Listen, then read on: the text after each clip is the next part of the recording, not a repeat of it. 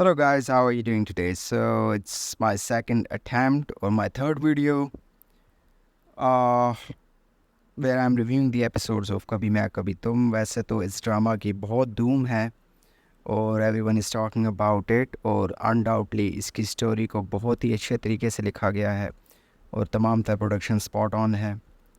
Pakistani dramas की मकबूलियत बिना किसी रीज़न के नहीं है। I think we have really mastered the art of story telling, लेकिन ये सिर्फ छोटी स्क्रीन तक महदूद क्यों है? इसी बात का जवाब ढूंढना है और यही जवाब मैं भी ढूंढने की कोशिश कर रहा हूँ। मेरे सीन एनालिसिस करना या ऑल ओवर टेक्निकल एस्पेक्ट्स पे बात करने का मकसद किसी कास्ट, डायरेक्टर या स्पेसिफिकली राइटर को टारगेट करना नहीं है, क्योंकि तमाम लोग अपनी फील्ड्स में महारत रखते हैं। But as an aspiring writer and film making student I have an opinion, and I'm just trying to learn something new by doing this story, character and scene analysis. और वैसे भी कितने चैनल्स हैं YouTube पे जो Pakistani dramas के scenes analysis करते हैं या मिस्टेक्स को जो छोटी मोटी होती हैं उनको पिन पॉइंट करते हैं।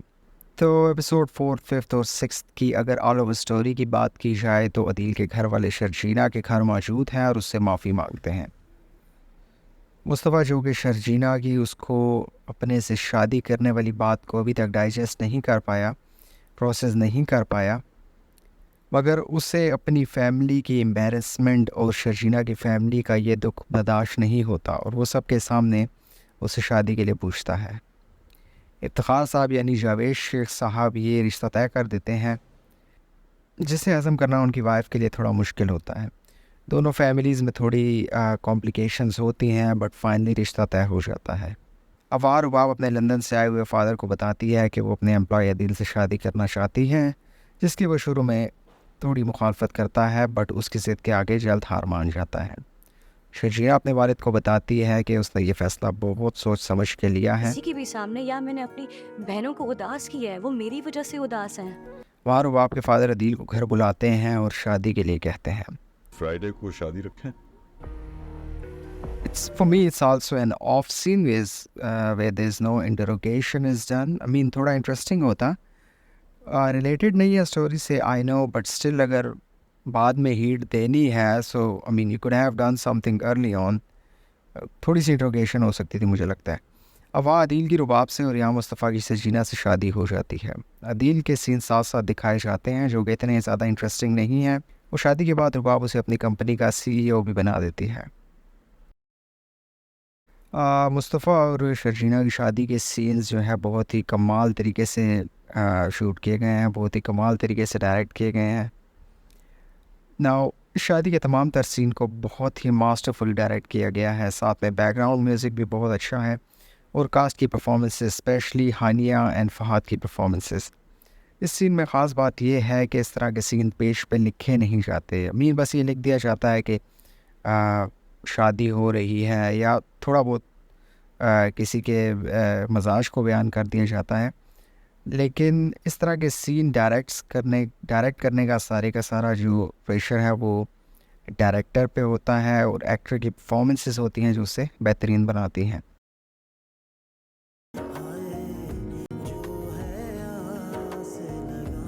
हर एक एक्ट्रेस के एक्सप्रेशन और अंदरूनी फीलिंग को बहुत ही खूबसूरती से कैप्चर किया है और मैंने ये रियलाइज़ किया कि Hania and Fahad are actually damn good actors. They are really really good actors.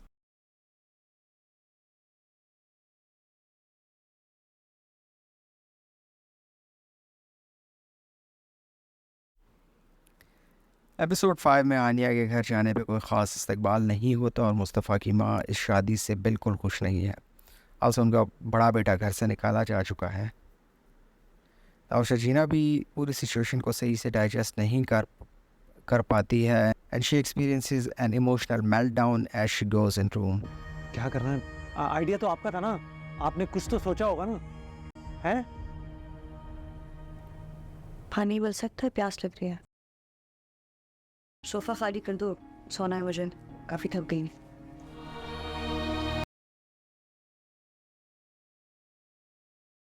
अगले दिन शर्जीना रस्म के तौर पे घर जाती है और मुस्तफ़ा जो कि एज़ यूजुअल दोस्तों के साथ मसरूफ़ है उसे बुलाती है। शर्ट के बटन प्लीज बंद कर लो। क्या? प्लीज जहाँ पर शर्जीना के फादर कहीं जॉब का मुस्तफ़ा सोचा? को जॉब के लिए कहते हैं। एपिसोड 6 में जॉब वाली क्योंकि बात शादी मुस्तफ़ा कर ली को है, तो खास इसका मतलब पसंद ये थोड़ी नहीं कि वो आती। सब कुछ भी होगा जो नॉर्मल शादियों में होता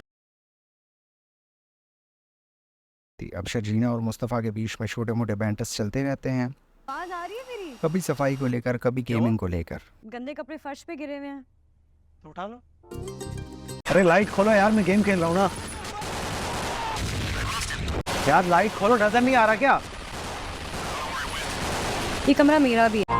मुस्तफ़ा प्लीज हेडफोन्स लगा लो, आवाज आ रही है।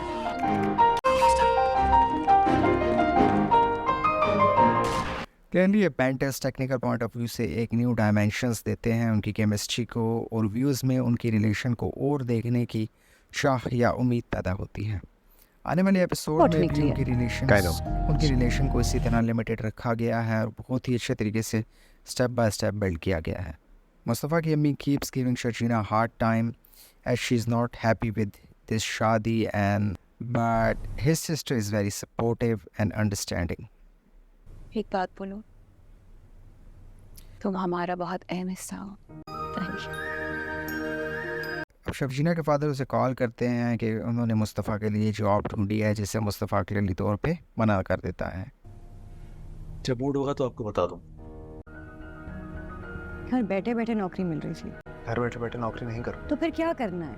इफ्तिखार साहब मुस्तफ़ा को पैसे देते हैं कि शर्जीना को किसी रेस्टोरेंट में खाना खिलाने ले जाए, जहाँ अदील और उसकी वाइफ भी आते हैं और उन दोनों को साथ देख लेते हैं। अदील इस बात से बेखबर है कि उन दोनों की शादी हो चुकी है, which she is about to find out in next few episodes.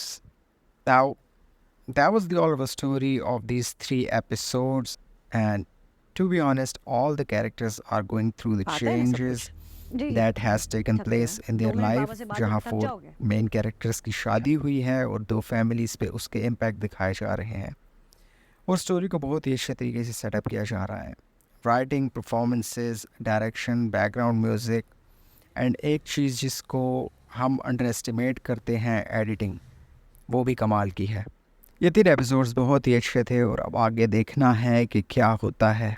So stay tuned. You can like the video if you like it and don't forget to subscribe my channel. मैं मिलता हूँ अगली वीडियो में, तब तक के लिए good bye.